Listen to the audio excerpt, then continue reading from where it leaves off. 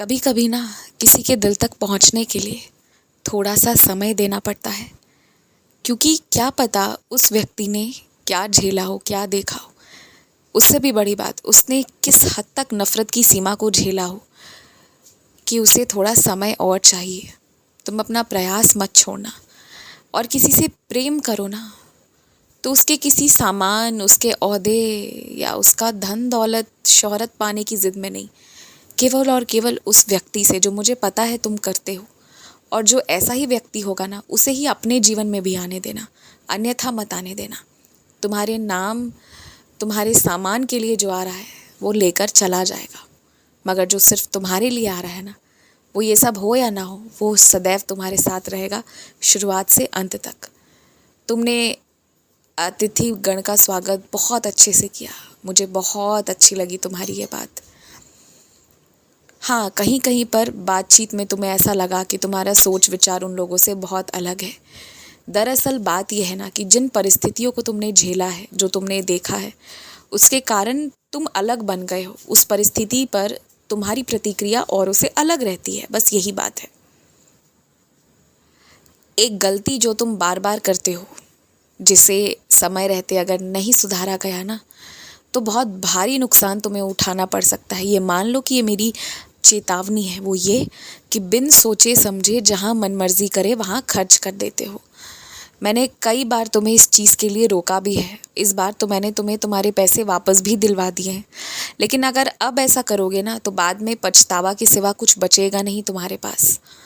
इसलिए अब मेरी तुमसे ये दरख्वास्त है कि चाहे कुछ भी हो जाए, लेकिन अचानक अचानक में ऐसा कोई काम मत करो जिसके भविष्य के बारे में तुम चिंतन नहीं कर सकते, और ऐसा कहीं खर्च मत करो जहाँ बाद में तुम्हें पछतावा हो जाए। अगर कुछ लेना भी है तो धीरे धीरे सोच समझ कर, विचार करके अच्छे से सोच लो, तब लो। और हाँ, घर पर कुछ चीज़ें खराब सी हो गई हैं, मगर वो बहुत ज़्यादा दाम की हैं। उन्हें अगर तुम तुरंत बदलोगे ना तो बहुत पैसे खर्च होंगे तुम्हारे, लेकिन यदि तुम उन्हें ठीक लगाओगे तो बहुत चंद पैसे में वो पूरी तरह ठीक हो जाएगा। तो मेरी सलाह ये मानो कि एक बार उसे ठीक कराने का प्रयास करो, वो पूरी तरह ठीक हो सकता है। मामूली सी खराबी है जो ठीक हो जाएगी। तुम्हारे घर के कुछ लोगों का बस यही है कि जो सामान ठीक ना रहे उसे घर के बाहर निकालो और दूसरा उठाकर ले आओ। इस तरह से बहुत पैसों की बर्बादी पहले ही कर दी गई है। बहुत मेहनत का कमाया हुआ तुम्हारा पैसा है। इसलिए आज मैं बार बार तुमसे यही कह रहा हूँ कि किसी के कहने पर, किसी भी कारणवश यूं ही इसे बर्बाद मत होने दो। जो काम सबसे ज़रूरी है, जिससे तुम्हारा जीवन चलता है, उसको पहले प्राथमिकता दो, उसके बाद दूसरे काम करो। वो काम थक हार कर नहीं किया जाना चाहिए, वो सबसे पहले होना चाहिए। और घर पर तुमसे लोग उम्मीद क्यों करते हैं, इसमें तुम्हारी गलती है। तुमने ही कुछ इस तरह से अपने आप का प्रदर्शन किया है, इस तरह से तुमने सबके लिए स्वागत सत्कार किया है कि किसी को एक चम्मच तक तुमने उठाने नहीं दिया। एक सुई भी तुम्हारे घर पर कहाँ है, तुम्हारे सिवा किसी को मालूम नहीं होती।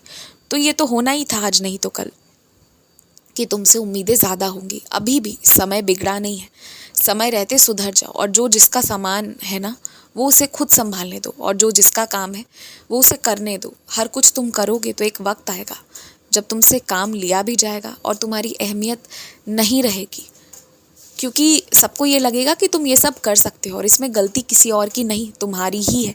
जो तुम नहीं कर पाते हो, जहाँ तुम्हें तकलीफ़ होती है, तुम्हें वहाँ खुलकर कहना चाहिए, चुप नहीं रहना चाहिए। तुम गलत जगह पर मौन धारण कर लेते हो, और जहाँ बोलते हो वो भी गलत जगह होती है।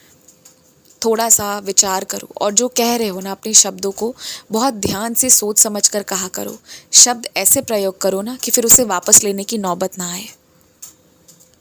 हमेशा खुश रहो, हमेशा मुस्कुराते रहो, आगे बढ़ते रहो और चिंता मत करो, तुम परीक्षा में उत्तीर्ण रहोगे।